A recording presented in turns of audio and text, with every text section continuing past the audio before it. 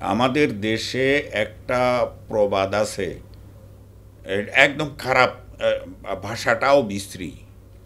এটি হলো, নিজের পুটকিতে ৯ মণ গু, আরেকজনকে বলে পুটকি ধো।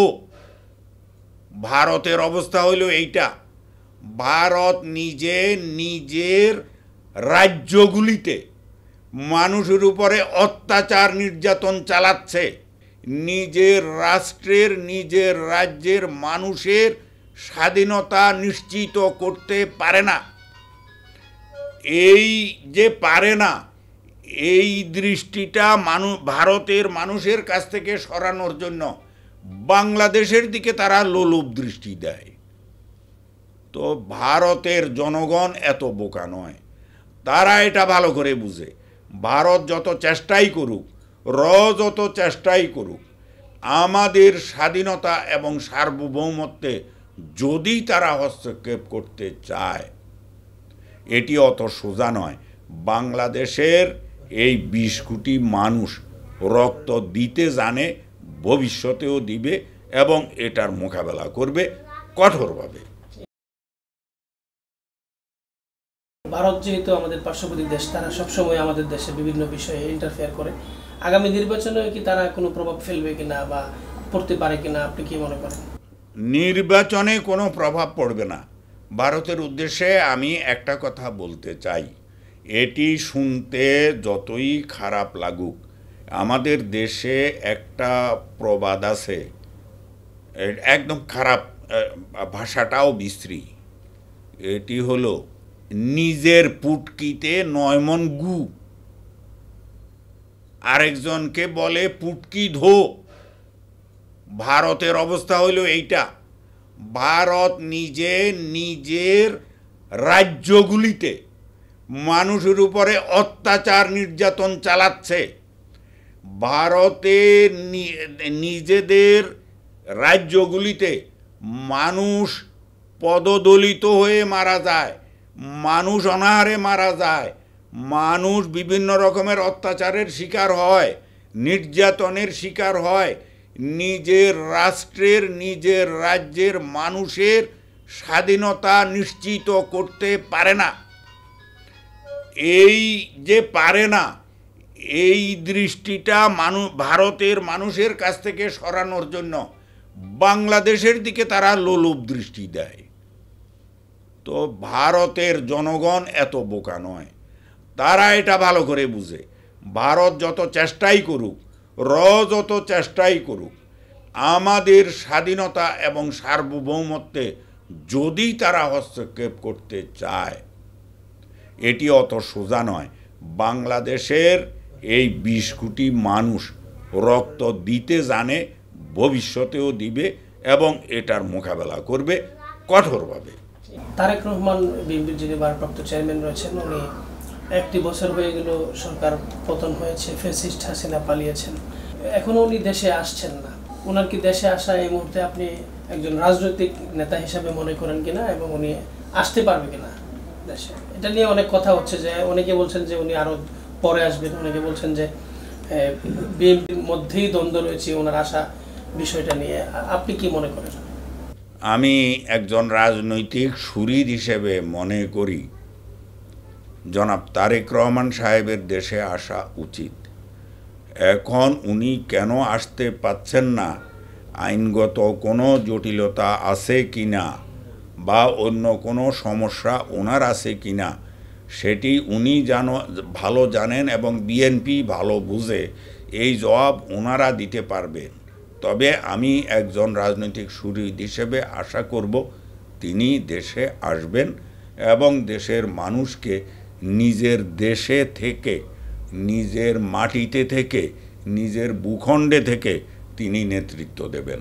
মানে যাদের মাধ্যমে সরকার পতন হয়েছে, মানে ছাত্র নেতৃত্বের মাধ্যমেই তো সকল মানুষ, ছাত্র জনতা রাস্তায় নেমেই হাসিনাকে পতন ঘটিয়েছে। তো তাদের থেকে একটি দল তারা ছাত্ররা করেছেন, এনসিপির সম্পর্কে আপনার কাছে জানতে চাই, যে তাদের বর্তমান নেতৃত্ব এবং ভবিষ্যৎ এবং তাদের রাজনৈতিক বিষয়গুলো নিয়ে আপনি একজন রাজনৈতিক শরীর হিসেবে যদি কিছু বলতেন। এনসিপির বিষয়টি আপনি যেটা জানতে চান, এটির ভালো উত্তম জবাব তারা দিতে পারবেন। তবে আমি এনসিপির উজ্জ্বল ভবিষ্যৎ কামনা করি, রাজনীতিতে তারা সফল হন এবং এনসিপিতে যারা এসেছেন যে দীর্ঘ সংগ্রাম করে এই দেশের মানুষের অধিকার বাস্তবায়নের জন্য তাদের অনেকেই জীবন দিয়েছেন, অনেকেই পঙ্গু হয়েছেন, অনেকেই নির্যাতনের শিকার হয়েছেন, অনেকেই আহত হয়েছেন, অনেকেরই অঙ্গহানি ঘটেছে। এই যে ত্যাগ, এই যে কোরবানি, এই যে এগুলির জন্য আমি তাদেরকে স্যালুট করি, সাধুবাদ জানাই। রাজনৈতিক ময়দানে তারা এসেছেন, তাদের উত্তরোত্তর সমৃদ্ধি হোক। আমি আশা করব এই দেশের সাধারণ মানুষের অধিকার আদায়ে, অধিকার প্রতিষ্ঠায়, মানুষকে অধিকার ফিরিয়ে দেওয়ায়, মানুষকে সঠিকভাবে সেবা দান করায় এনসিপি অগ্রণী ভূমিকা পালন করবে। অনেকেই বলেন যে জামায়াত যদি ক্ষমতায় আসে তাহলে দেশে মৌলবাদীর উত্থান ঘটবে, এবং মির্জা ফখরুলও কয়েকদিন আগে একটি কথা বলেছেন, বিএনপির মহাসচিব যিনি রয়েছেন উনি বলেছেন যে উনি মৌলবাদীদের উত্থানে উনি উদ্বিগ্ন হয়েছেন। তো আসলে কি জামাত ক্ষমতায় আসলে মৌলবাদীদের উত্থান হবে কিনা? আমার খুব হাসি পাচ্ছে। আরে জামাত ইসলামী একটি রাজনৈতিক দল, জামাত ইসলামী তো মৌলবাদী দল নয়। এটা যদি কেউ বলে থাকেন, আমি মির্জা ফখরুল ইসলাম কি বলেছেন এটা, এই প্রশ্ন যদি ওনাকে করেন উনি এটার উত্তর দিতে পারবেন।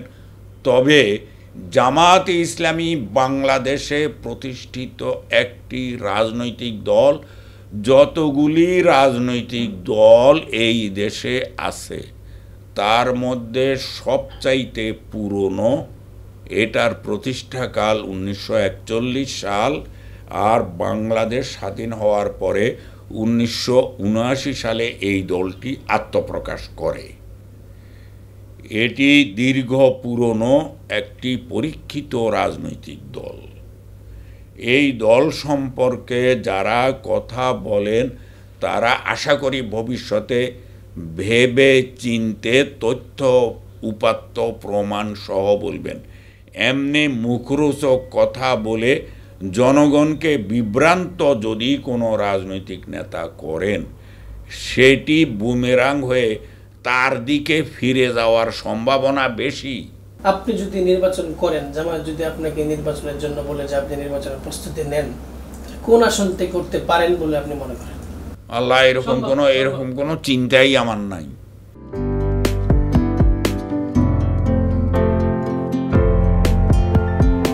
পহেলা জানুয়ারি 2025 ইউটিউব জার্নালিজমের অগ্রদূত changetv.press 6 বছর পেরিয়ে পা রাখল গর্বিত সাথে।